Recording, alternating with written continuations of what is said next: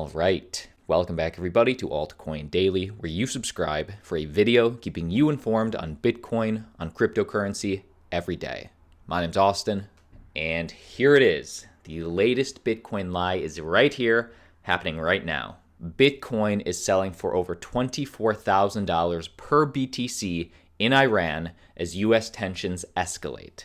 Now, I want the price per BTC, I want that price to go up just as much as anybody else, but I will not support a lie, and especially in this next decade, the roaring 20s, this channel is not only going to push past the FUD and bring you the truth, we're going to push past the hype and bring you reality. Because here's the lie that's going around right now. Iran-based sellers on peer-to-peer trading platform LocalBitcoins.com are currently asking for around 1 billion Iranian rials, or over $24,000 per BTC, well over its 2017 all-time high, as tensions reach boiling points between the USA, Washington, and Tehran, Iran. So the narrative here is because of the recent military attacks on certain Iranian generals from the US, the people of Iran want a decentralized, non-sovereign people's currency so bad that they'll pay $24,000 per BTC to be able to own it.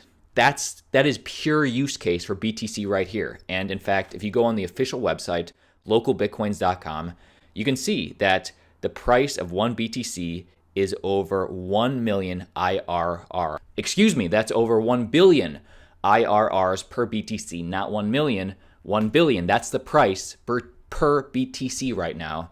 1 billion Iranian rials is equivalent to over $24,000 per BTC. This is what's being reported. As much as that would really show the use case for Bitcoin, the thing about people jumping on the BTC is that new all-time highs in Iran train is that it shows exactly who doesn't do a single second of due diligence. Attached picture is convo with somebody who is actually living in Iran explaining the real situation. Sorry, crypto anarchists. And yes, just ask somebody. If you know somebody, if you're listening from Iran, if you know somebody, comment down below and confirm this in the comment section. Here is that conversation with this Iranian. There's a misunderstanding for the USD price in this case. We have a government price for USD, which is 1 USD equals 42,000 IRRs, which is not accessible for the public. Now, this is the metric that they're using. And I know this sounds complicated, but that number is the government price, which is not accessible to the public. Now, the USD price for the people is 1 USD per 138,000 IRRs. So there's a big misunderstanding here. The price of one Bitcoin in Iran right now is really about $7,595 in USD per Bitcoin. Now, what happened is, if we miscalculate with the government price, it will be about $24,000 in USD per Bitcoin, which is wrong. Now, Eric Crown discovered this text thread. I am going to like it. I want to support this transparent truth in our ecosystem. And I do want to give credit to some news outlets. They are updating the information. They're correcting themselves, which I like.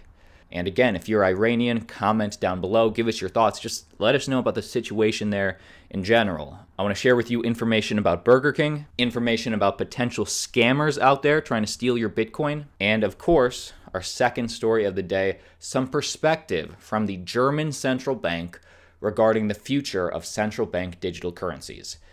Check this out. Jens Weidmann, the president of Bundesbank, the central bank of Germany, argues that the world's leading financial institutions are still not sure about what the future of digital money will look like and what role the Reserve Bank might play in supporting the global economy. So this is a different perspective which shows where Germany might be headed in regards to this whole cryptocurrency thing. In a recent interview with the German news outlet Weidmann cautions against reacting too quickly to the Facebook-led Libra cryptocurrency project by introducing a digital version of the euro. So while we're seeing with other countries, big game theory saying, oh, we got to be first, we want our country to have the digital national currency. Germany is saying, well, let's not race into it before we know exactly what we want out of it. because instead of focusing on implementing their own virtual currency, Weidman recommends the bank focus on reducing transaction processing times and also making it cheaper to send payments. Now, faster, cheaper payment sending, that is the benefit of a digital currency, but they say, hey, let's fix the legacy system first. Weidman says, I don't believe in always calling for the state right away, meaning he doesn't believe in government power, he believes more in people power. Because in a market economy, it is first up to the private companies to develop a corresponding offer for customer requests. It's also necessary to first define exactly what an e-euro should actually do. So if private companies want to do it first, that's how it should work. The government should jump in last. And this is just some perspective I wouldn't really expect out of Germany. I don't know why, but it seems, and check out this final quote right here, it seems that they're a little bit more, at least they're saying, they're a little bit more power to the people. Such internet companies with such large platforms, meaning Facebook, are a difficult topic for competition keepers. The large amount of data they hoard can give them advantages over smaller competitors.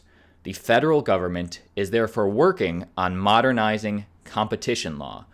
Another step would be to support citizens in determining how their data is used. So my takeaway is that Germany sure as heck doesn't want anybody in their country adopting Libra. And maybe they're just saying this because they want to, in secret, come out with their own central bank digital currency. But either way, they're saying slow down, let's improve the legacy system first, which I don't know if that's a winning strategy, but it seems to be where their head's at. Let me know what you think. Next piece of news, the US SEC demands Telegram token bank records. So as you know, this lawsuit is still ongoing. The US SEC recently demanded that Telegram share its financial details as part of their case regarding Telegram's ICO, which the company refused to do. So here is the new update on this process. But now, according to a report from Law 360, the US regulators are now demanding that Telegram provide its bank records and other details regarding the ICO. So how this affects you is just know that this process is still going on, the battle still rages on, and with this case still ongoing, Telegram is under a lot of pressure to calm the situation with the US regulator. Alternatively, many assume that the company might be forced to launch the Ton blockchain outside of the US and start denying its service to US users. So the world would be accessible, the US would not. And here's really Telegram's view on everything. Because according to their own claims, if and when the Gram token sees launch, it will be a currency and or a commodity. In other words, Telegram seems to be sure that its token does not violate any federal securities laws in the US. So they're saying it's a currency or a commodity. We didn't violate your laws. But as we know, the SEC doesn't see it that way. The battle rages on. Before we get to Bitcoin and Burger King, here is the latest scam going around Twitter. This is just a warning. There is a scammer posting on one of Trump's latest tweets. Guys, as an audience, as a subscriber to this channel, don't fall for this. His reply is the first one that shows up, and I know all of you are smart enough not to fall for this, but just in case. This is one of Trump's latest tweets about the Iran, political unrest. The scam going around from Jeff T. It appears the real guy gave a real response, but right underneath, here's the scam. And we've seen this on crypto Twitter. Now we're seeing this on the world stage Twitter. He says, and also, thanks Elon for hosting this. We're having a Tesla giveaway. Send us BTC and ETH. And a lot of retweets, a lot of likes. Just don't fall for it. It's sort of obvious, but it's worth saying. And last piece of news, Burger King Venezuela starts accepting Bitcoin payments in the first of what's soon to be 40 stores. So how bullish is this? Bitcoin has come to Burger King in Venezuela as a new partnership opens up cryptocurrency payments at the fast food chain. Now this is confirmed in a tweet on December 30th, and here is the tweet right here. I'm going to like it. I'm going to link it in the description. But confirmed in a tweet on December 30th, a single Burger King branch in Sambil area of Caracas now accepts Bitcoin along with the altcoins Ethereum, Litecoin, Binance Coin, Dash, as well as the stablecoin Tether.